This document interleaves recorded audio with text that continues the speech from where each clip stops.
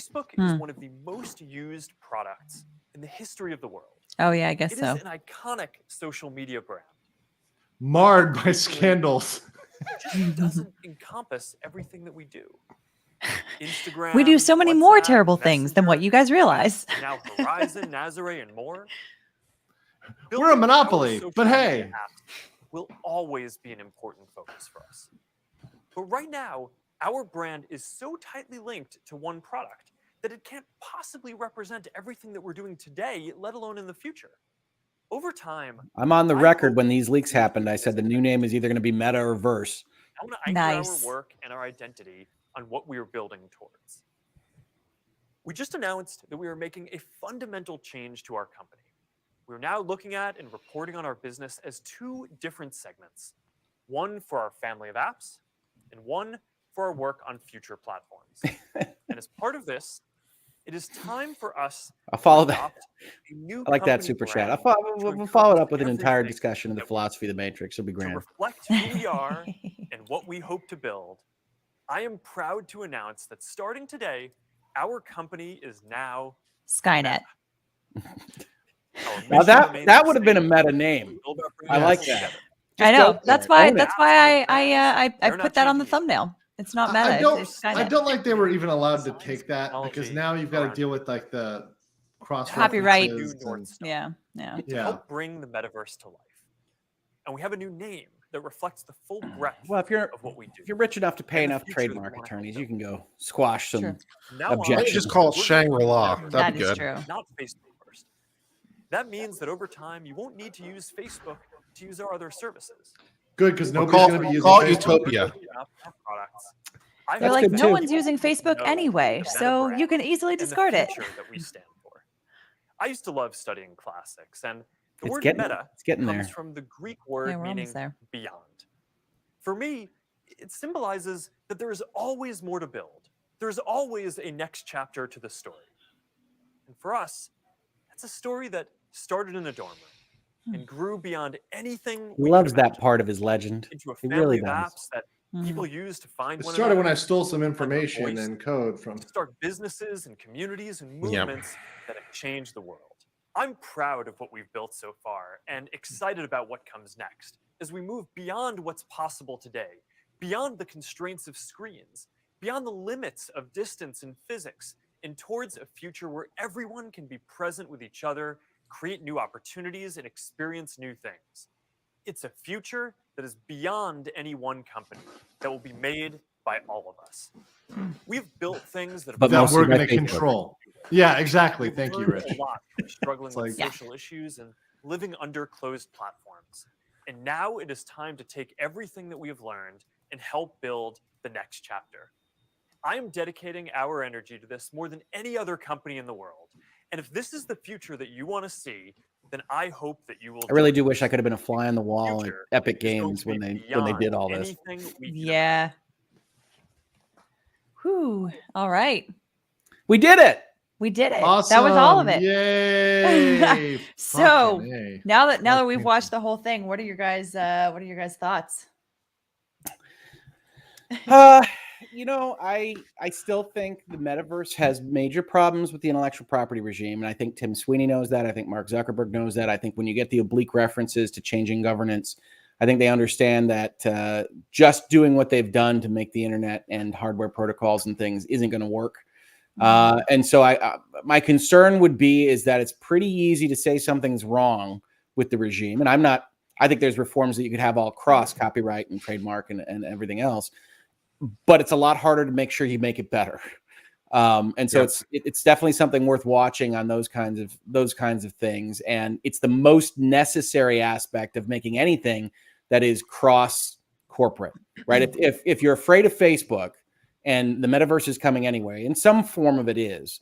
I mean, one of the primary concerns that we should be aimed at getting over is making it possible for there to be that kind of, I'm going to use the term cross play because that's what we use in gaming, but cross interactivity with those assets, because if you can have upstarts, that's the way the real world economy works. If you have pressures from other companies and those kinds of things, you can control some of the bad behavior.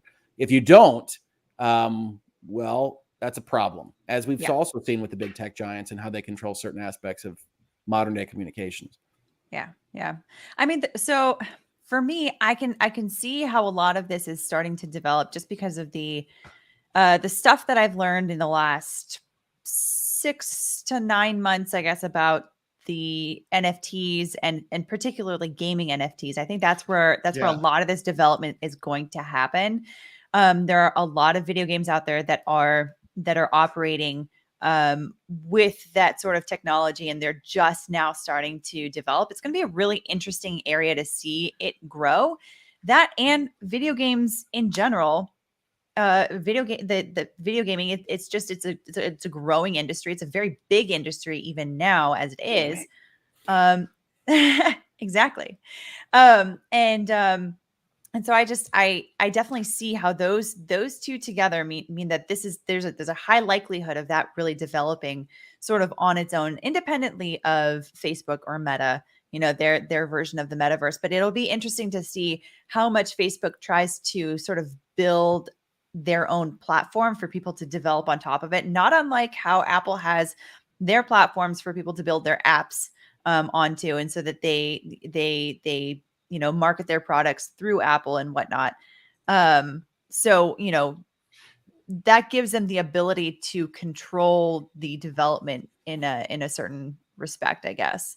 But I can definitely see how, if this whole thing comes out, I mean, there's every utopia has a matching dystopia, right? And like that's usually like any sort of a dystopian novel or movie or game usually comes from some version of somebody's utopia that somebody has just made one little realistic twist, and then we realize, oh God, now we're here.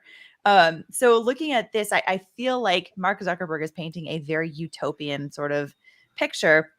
And there are so many things here that I see that I worry about. Now, of course, I don't want to be just somebody who's like, a total erudite who's like, no technology anywhere, like lawyers are afraid of technology. Not like that. But I can see how many issues can come up. And this can also become the world of Ready Player One. And look, if somebody said in the chat, if they had focused on gamers and gaming, I think that could have gone a long way for them. If you look at what a lot of the innovative companies are doing in the crypto space, like Gala Games, so the people who made like the Farmville games, like they're coming out with pretty much a Minecraft that's going to be decentralized completely and like an RPG. It's going to be like RuneScape and Minecraft. That should be very successful. The even stupid games like Axie Infinity, which is like literally cats fighting each other with different skins for your cats. I'm not even kidding you. And this is powering the entire economy of the Philippines right now almost.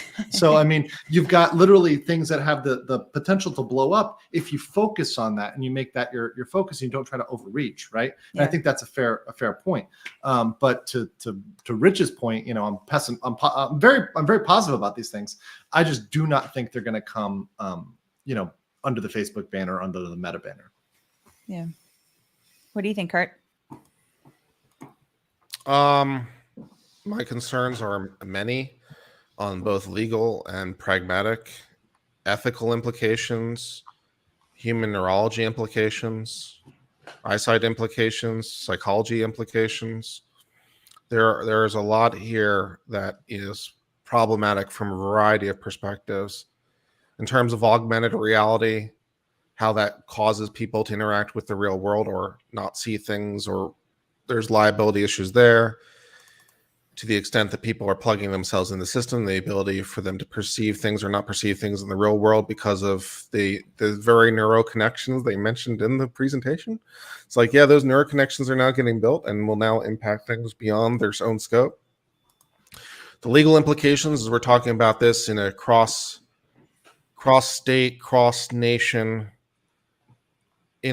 environment with different regulations, and the fact that issues of privacy, issues with 230 now suddenly this all being done, company town implications. So this is no longer a bar exam, because we've moved past the bar exam territory. We've moved into entire career nightmare implications for not just a lawyer but several lawyers, many lawyers. So this is the implications from this just on the surface level are insane. it's insane. And if I were their lawyer, I'd be like, yeah, there's all kinds of liability, and I can't even begin to tell you. I can't even begin to predict what those liabilities are because of how much stuff is going on. I just know that there's problems. So it's a lot. That's what I think. Also, it reminds me, as I mentioned, of the experience machine, which is this thought experiment that was brought by philosopher Robert Nozick. So the idea is that there's a machine that will allow you to experience anything. It'll allow you to generate your own reality, and you'll think it's exactly the real world. It's the Matrix before the Matrix, and you can plug in yourself any version you want. And his conclusion was that people wouldn't want to do this because they would want to live in the real world and have actual impacts and stuff like that. So that's also a aspect that popped in my mind. I guess it's like, well, we're about to see how right Robert Novak was in the end. Yeah. So fun. That's a lot of thoughts. Yeah, Kurt, what do you think about the possibility or what this could do to Section 230? I mean, obviously, it's like it's so theoretical at this point. It's so in its infancy that you would have to like put certain like guardrails around like what we're envisioning in terms of whether this would be able to fit within Section 230 or not. Well, I'll tell you what, as I'm sure the people on the panel who are familiar with 230 are well aware, Section 230 up to this date has been read extensively broadly by the courts that have reviewed it. It has beaten just about everything that's come up in challenges against it, which wasn't incidentally necessarily implicated by its language, at least to my mind. Yeah. But regardless, that's the case law that's developed. 230 has been read unbelievably broadly. And so the idea, if you had to ask me going into this, my default answer is going to be, yeah, Facebook is going to be able to censor anything they want under any terms they want and not censor anything they want under any terms they want. They'll be able to exclude speech. They'll be able to exclude people. They'll be able to kick people off their platform. And depending exactly on how dependent people become on this platform, like they become dependent on social media, right? Now suddenly you're basically extorting them to some degree because like we have this massive leverage power over you. So yeah, my default answer is, yeah, Facebook's going to be able to exclude anyone they want. And who do you think they're going to be excluding? Who's going to be included in this new space? So that's my answer. How do you like that? Rick looks a little skeptic. No, I mean, I think it's always good to have different perspectives. I would argue, one, to Kurt's first point, if there are massive unknown liabilities and contingencies and those kinds of things, then chances are what you need to fight through those is a company with a big bankroll. And in terms of the companies that exist for that purpose, Facebook's in a pretty good position to start to weather the storm and to answer those questions for hopefully the ideal where you wind up is that Facebook figures that out. You get the liabilities figured out, you get the contingencies narrowed down, and then the upstarts and the competitors and others can join them. In terms of 230, I think it's a bit angels on the head of a pin because I don't think 230 survives to look like 230 does by the time we get any of this. If you're talking about congressional action and you're talking about congressional intervening, I don't think 230 is up for reform. And yeah, so many of these companies are doing their level best to get it obliterated. Twitter, first and foremost, right this second, that I think that 230 is going to look different. And what it looks like is going to be interesting. I don't think it goes away entirely, but it's going to get reformed. I wonder. Go ahead. Finish your thought. It's going to be reformed. I don't want to interrupt less you. Power, though. That's the real thing, right? Well, yeah, that's your regulatory capture question, right? Who's sitting at the table and those kinds of things. I mean, Twitter and Facebook and Google and others have a certain ability to go and be bad actors here and make you call 230 into question so that they can write it in such a way that they're the only ones that can comply with it. I mean, there's no doubt that could happen. But again, I try to take an optimistic view of things as long as I can. And there's I'm blackpilling this universe. I'm sorry, Rich. I'm just going to blackpill the shit out of this thing. It's good to have both perspectives. I think that's totally okay. So this is why I'm glad that I have both of you on. I think there's a world in which 230 gets rid of its otherwise objectionable, frames it a little bit closer to what the original intent was, and has a better effect on robust conversation on the internet. Is it a world that's likely? I don't know. I don't have a lot of faith in the political process as of late, but it's a world that's possible. And in that world, I think you have a situation where you could have a multi-company interactive environment, whether we call that the metaverse or we just call that a combination of results of different technological advances or not, is up to you, that works better, that has a little bit more protection for people that want to engage with it. And you're absolutely right. If the metaverse becomes even more necessary to live than Twitter or Facebook or YouTube, then you're going to need to have a regulatory baseline framework that prevents them from just kicking you off from living, right? You know, so if it becomes that important, you start to talk about it as a utility. There's a significant part of me that really wants to agree with you, because I'm more than well aware that throughout the span of history, and by the span of history, I'm talking back at least into the Greeks and Romans, where you can find people writing about this stuff in like, you know, BC like 1,000 or BC 2, you know, you can find stuff going back where there's all these moral panics, right? And you can find things like what the kids are doing these days and the music they're listening to. You can find like Plato writing about this shit. Yeah, the tablet. You know? I love that. Or my personal favorite example, I don't remember who it was that was writing this, but they were complaining about the kids who were speaking in Latin, and they weren't really speaking Latin or the proper Latin. And what the guy writing that didn't realize is what they were speaking would become French. So they were developing a new language. Anyway, so there's all these moral panics and the satanic panics, the D&D panics, and all the rest of it. So there's a significant part of me that doesn't want to grandpa the shit out of this, but nevertheless, I'm going to do it anyway, despite all that, and say the end is nigh. We're all doomed. Prepare for the apocalypse. So yeah, I'm flying in the face of history, which tells me not to do exactly that. And I'm doing it anyway. So, you know, I'm a curmudgeon. I think there's an argument to say that, yes, that happens all the time, and they were false, or it's just a long, slow slide into mediocrity and idiocracy. So, I mean, maybe you're right. Yeah. You know? But in all honesty, I know my tilts, and my tilts are Epcot Center and seeing the future and all that kind of stuff. And so I will always be biased towards that's cool, that's exciting, let's do that. And then, you know, I don't have any problem with anybody being nervous about the implications there. I think the liabilities, they might be overblown, they might not be. I don't know how much of what's in that video comes to fruition, right? A lot of that stuff is either here, okay, or pie in the sky. And so it's like there wasn't a lot in the middle, which is, okay, this is how this evolves to this. It's straight to Epcot or it's a quest. And it's like, well, okay. I mean, we know the liabilities with VR, give or take. Yeah.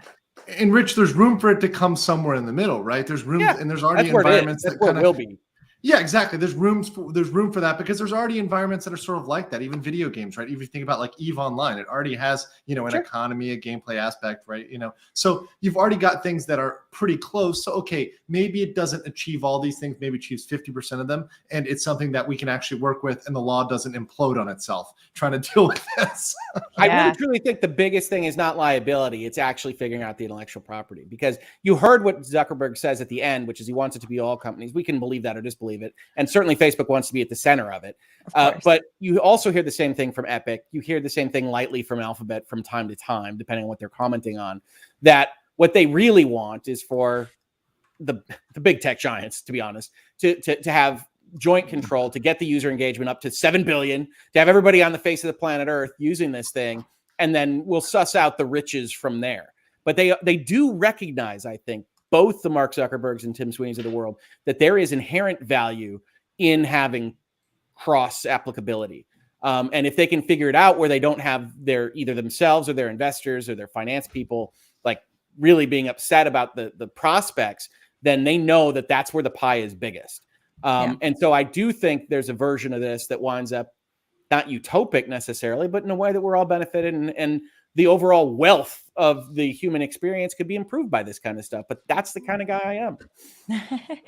Yeah, I think for me, I definitely see some beneficial applications, because, you know, like I was saying earlier when we were talking about artists and NFTs, how currently the way that they are, the way that they're structured is, you know, an artist will create an NFT and they'll sell it on the market, and they'll make the full profit from that first sale, and then every sale afterwards, they typically get some portion of every sale thereafter, so they actually retain almost like a built-in IP right, you know, to those NFTs, so long as those NFTs retain value, of course.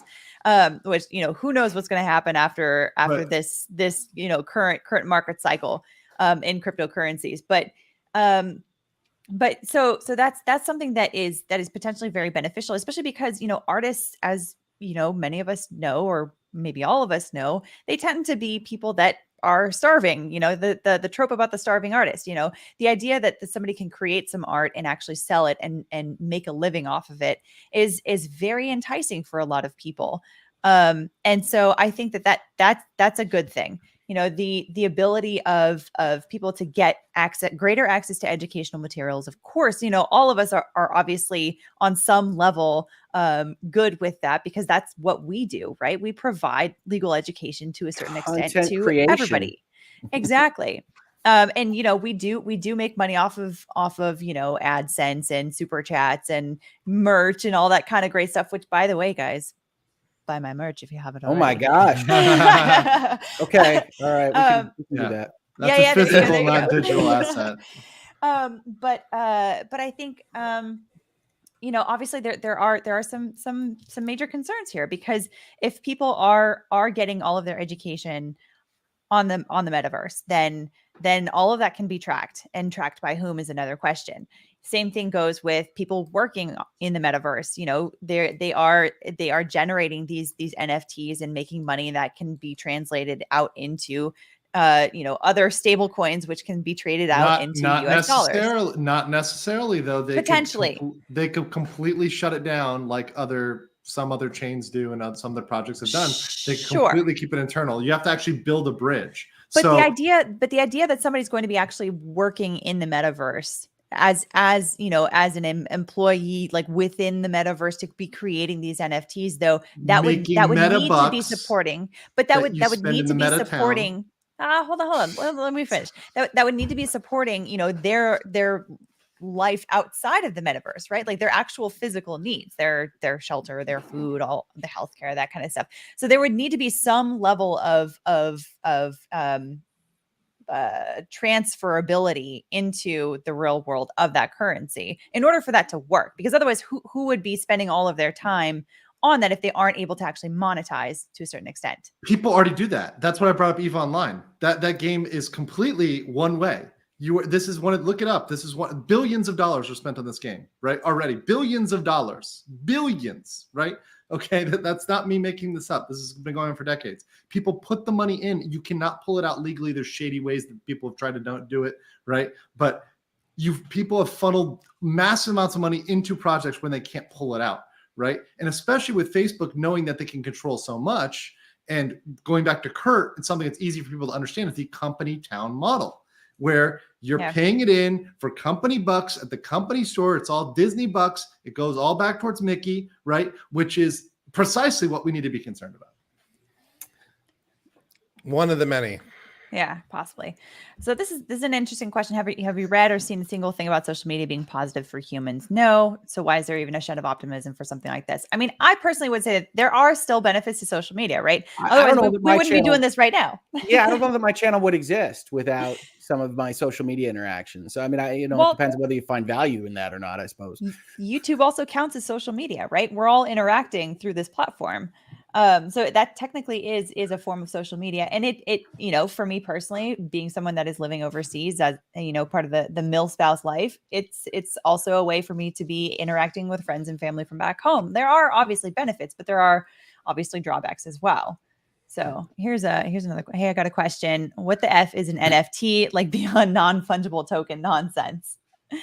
Andrew, you want to take a stab at it? Yeah, I mean, what do you want to know? Okay, non-fungible token. Do you understand like the blockchain? Do you understand that it's something that is going to exist on a certain ecosystem in a certain environment? So let's say this non-fungible token, right, exists on the Ethereum network. You're going to be able to transfer it within different custodial wallets, or different, wallets where you're owning these, assets, right? These digital assets within a particular chain. Sometimes you can cross-chain them. Usually they're stuck on that chain. So if it's on Bitcoin, it's on Bitcoin. If it's on Ethereum, it's on Ethereum.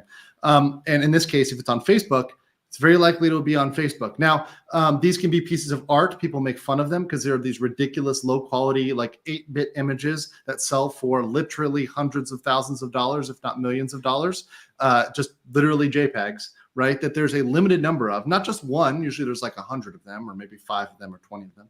But just like high-end artwork, they'll sell for a lot of money, right? And you can make the same argument that high-end artwork, is really just a scheme to, funnel drug money. I've heard that one. That's a good one. But non-fungible tokens, are like high-end artwork, right? If you assign that value to it, you assign that value to it. But they can also be used for gaming assets, right? So let's say you have a skin. That's the easiest way for me to understand it. If you have a skin, for example, I just made some money and promptly dropped it into the Japan, with gaming assets in the, NFT world. So let's say you have a special type of character. Let's say you're playing an RPG and it's World of Warcraft, right? And you have like the ultra strong orc skin, right? And it gives you, +5 to strength, right? You're able to actually go and sell that to somebody else. Or if you have some sort of item, you can sell that to somebody else and they can now use that, right? And it might be a unique or rare item that you can sell and actually make money off that. And as Alita was saying, and I interrupted her because it doesn't have to be this way, but right now for major blockchains like Ethereum, you can do this. If you're able to sell those products, you can convert that to real world money, right? And you can actually live off that, right? Which was the great point that she was making about artists are normally starving, but now they don't have to be because they can create these things, they can sell them, and they can actually make a decent living, a great living actually, doing this online. And there's lots of people that are doing it nowadays. Yeah. And another way of I guess sort of just as an example, like if you've seen Ready Player One, the Zemeckis cube would be an NFT. That's how that would be tracked, that there could only be one and that, only the one that technically owns it can use it. So. Oh, and by the way, because it's on the blockchain, it's also like accessible for other people to see. So they can technically, if you, through cryptography or looking through the wallet to see at least which wallet owns it. That may not be tied to a particular person, but they can see which wallet owns what. So it is public. Yeah. And he has a follow-up question. Can I just take a picture of an NFT work of because art? it won't have the same. It won't have the same cryptography embedded. Now you could create a similar one and try to sell it, right? But once again, good luck. The people that make money are making these as parts of sets. They've gotten themselves kind of promoted through different mechanisms. So yeah, I don't. Your JPEG isn't going to make hundreds of thousands. I don't really see the long-term viability, to be quite honest, because I don't think it's comparable to, for example, the Mona Lisa and a picture of the Mona Lisa, because you just don't get the same fidelity. But the problem with like an NFT, if you have a JPEG and you make a copy of the JPEG, I mean, it won't be the NFT, but you have a perfectly faithful, full fidelity copy. So what's the difference from your point of view? It's as good as the original. No, so it's not, because there's literally no cryptography on the JPEG, right? So your JPEG is just right. So it's not the. So you're right. It's not the original. It's not the authentic one. Right. But if I'm, displaying it in my house or whatever the equivalent would be, it's as good as the original in every possible way. So it would satisfy whatever artistic desire I have. I mean, if I could have an exact replica of the Mona Lisa sitting in my home, then that would be great, right? Because then I have an exact replica sitting in my home. And well, you could make a replica, right? You could make a replica, right? You could have somebody just physically create a replica of the Mona Lisa, like paint. I'm not sure you could ever get it perfect, and that's but I've also seen some people sell. I see your point. I've also seen some people trying to sell NFTs of like Mario and Luigi and things like that. That I've already been like, whoa, what are the copyright issues here? Where it's like people might think that this is being a trademark and copyright. People might think that this is being sold by Nintendo, or this is also a Nintendo product. So there's issues like that so far that I've already seen which is just kind of part of the nature of having a decentralized way of developing this kind of stuff. But it'll be interesting to see how that all kind of shakes out in the long run. Crit's Cake wants to know. Folks, just hang on. I have to bounce. I got a 1 o'clock. So thank you for having me. And this was a fun conversation. Absolutely. Thanks so much for being here, Rick. Real great talking to you again. And let everybody know where to find you. Link is in the description below. Yes, absolutely. I'm Twitter at Hoeglaw, HOEGLAW. And then I'm in the same place on YouTube where we're doing virtual legality. We'll see if I get a video up today where we're talking about the business and law of video games and technology and more. So please do come check us out there. I think our most recent video is not about video games at all, but about Alec Baldwin. But you can check out all that we have to offer on that channel. And thanks again for having me. Yeah, of course. Thanks for joining us. So what will be potential counters to Section 230 change? To change by the Congress? I'm not sure. Like as in, I think maybe this is asking. I think it's like asked and answered. Like, I mean, like you heard the arguments, like the pro con argument. I mean, there's not really an argument. I don't know if there's an argument to keeping it the same. It's either going to be worse or better, but I don't think it's going to stay the same. Yeah, I think because I think at this point both sides of the political spectrum are talking about how it needs to change. They just want to do it for different reasons. So the ways in which they would change it would be very different. So, that the left is talking about misinformation, which is ironic considering the Kyle Rittenhouse trial, of course. But aside from that, there's a concern about fake news, disinformation, et cetera. That's at least what they talk about. On the right, people are talking about free speech. And how certain conservative voices on the right are the ones that are being moderated much more so than political voices on the left. And so so the ways in which the two sides would change Section 230 would be very different. But I think maybe that would be, that seems to be the thing that to me stands in the way of them actually being able to modify the law, is because they would be fighting so much on what that should look like. So yeah, that's going to be the issue, like you said, is the political parties fighting on the details, and them each trying to slip in something. Yeah. Todd Howard with a gun says Metaverse feels like a scheme to control hyperinflation, sort of like how Brazil adjusted their currency value by swapping to a second currency. Well, the real scheme will be when central bank digital currencies roll out, which is only a matter of time. We've already got Brazil thing was pretty brilliant, by the way. I'm just saying. I mean, it was interesting. It was pretty brilliant as a method. Like, our old currency is hyperinflating. How do we solve the problem? Let's just declare that we have a new currency. Well, that's exactly what Facebook did, right? The old currency, and then it won't hyperinflate anymore. And it actually worked. But that's also what Facebook did, right? Let's just rebrand. Yeah. So Brazil basically succeeded with this trick.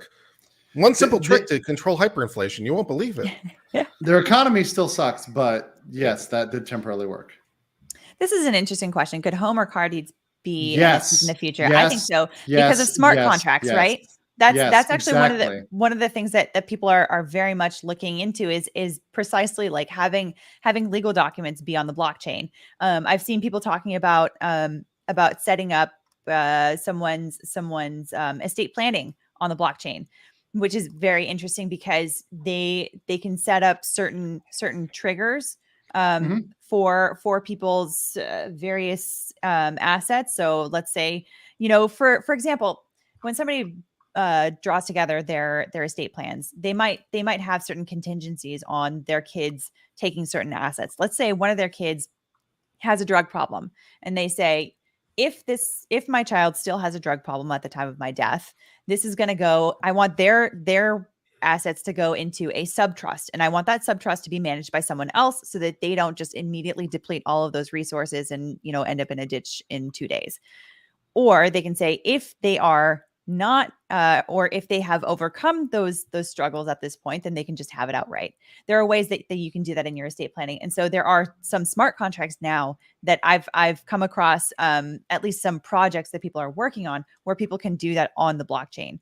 So I would totally be able to see a situation where home or car deeds would be NFTs as well. I see more problems actually with this idea, because let me just give you an example. You and I have a contract, or you and some hypothetical you and me have a contract. You buy something for me, I sell it to you, and so we put that on the blockchain, and then you learn later that it turns out that your friend on civil law actually is not that great a guy, and he has defrauded you to the point of fraud in the inducement. I have tricked you into entering into this contract. So you want to sue me for this, and the courts will eventually say, fraud in the inducement, so let's cancel that contract, unwind that contract. And then I say, but I don't want to. And so how do we reflect this change in the legal standing in the blockchain when, that is absolutely a good point. So there's a problem. And that's just, an example is how do you unwind, or how do you reverse all this stuff? Because like right now with property law, there's a deed sitting, the real thing is sitting in a property office somewhere, right? And so like, if we want to undo this property transaction, a transaction for real property, right? We can undo that, void that deed, quick claim, put it in new deed, new legal paper, no problem, right? So how do we do that in the blockchain? Well, you're just going to have to, I mean, once again, you're going to have to eliminate what the common misreps are, right? Because there's a certain amount of knowable misreps that one makes regarding a car or a house, right? So if you're able to check off those misreps, just like anybody would in a law office, right? We're going through, when I did property, I had a closing list. I went through my due diligence list, right? Checked each box, right? Why can an algorithm check each box and require submittal of, some sort of due diligence? Because all the due diligence in the world won't necessarily save you from things that are discovered after the fact, like a fraud in the inducement. Your checklist box is not going to save you from this. How are you going to, what I'm saying is, like, you got to come be specific about that, because it's like, how exactly are you going to defraud somebody if they've got a certain amount of information? So let's say, for Bernie example, Madoff? we're talking, let's put it back into an estate planning kind of context, where you have an older person who is drafting or supposedly drafting an estate plan, and let's say they're going through all these check boxes, with some computer technology. There's no way for that computer necessarily to be able to really evaluate whether or not this person who is older has dementia, or whether or not they're being forced to create this will or this trust document, or like there are certain things that you kind of need a person to evaluate, and so that's exactly what litigation is all about on the back end of all of these different documents that you can have. So that's a very interesting point, Kurt, that you make, that a lot of these contracts, smart contracts, there has to be some way of evaluating them, so that they aren't just automatic and then like, oh, well, you're screwed either way, because then so many people can get taken advantage of. Yeah, if all the checklists in the world would save us, then the question, who owns Blackacre, would not immediately strike fear into every lawyer's heart. Listen, the world are not Kurt, you're right. You're absolutely right. And there are certain circumstances where, absolutely, all the checklists in the world don't save you. I've hit those circumstances, right? But I guess what you're saying is, and what I'm concerned about is like the 99.9% of cases, like, let's get that. And then there's going to be a 1% of cases where, frankly, you're boned. I'm sorry. But, that happens with our current system right now, right? And that's something that just crops up. And I guess the one thing is, does it lower the transactional cost, getting rid of these damn dirty attorneys and getting rid of these damn dirty title companies? I guess my ultimate point is there is, at least to my mind, a functional difference between the real world and the blockchain, because there's a certain percentage where things are going to go wrong, but there's a system at least in place to undo all that, right?